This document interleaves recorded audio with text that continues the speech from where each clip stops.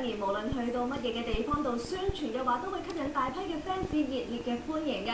如果係舉辦演唱會嘅話，更加會掀起撲飛嘅熱潮添。嚟緊 Super Junior 啦就會去到澳門嗰度舉辦演唱會，咁佢哋嘅門飛咧一開售就已經係40分鐘內賣晒啦。佢嘅門票原來最貴咧要成2000蚊港紙㗎，唔單止贏咗少女時代啊，而且仲創下咗呢個韓國藝人史上咧最高嘅演唱會門票紀錄添㗎。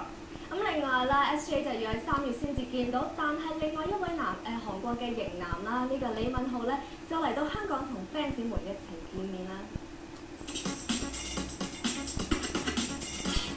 韓國明星李敏鎬呢日低調嚟到香港啦，雖然行程保守秘密，但係仍然吸引大批嘅 fans 到機場接機噃。憑住人氣劇集《城市獵人》喺亞洲人氣爆燈嘅李敏鎬，呢日低調來港。有知道今次將會逗留3日，為服裝品牌拍攝寫真，有一班忠實 fans 聞風而至。之前曾經有3次傳出李敏鎬會來港見 fans 㗎，不過就一直都未有成事。今次李敏鎬終於嚟到，大家當然好熱情啦。當李敏鎬現身機場一刻，在場嘅 fans 即時大嗌偶像個名，咁而李敏鎬亦都盡顯親民一面，不時微笑揮手，更加好體貼咁接過 fans 送嘅禮物啊！不過現場嘅 fans 太過熱情啦，令到場面一度失控。在場嘅保安人員同埋 fans 更加發生推撞，期間有一名嘅 fans 亦不慎跌低添。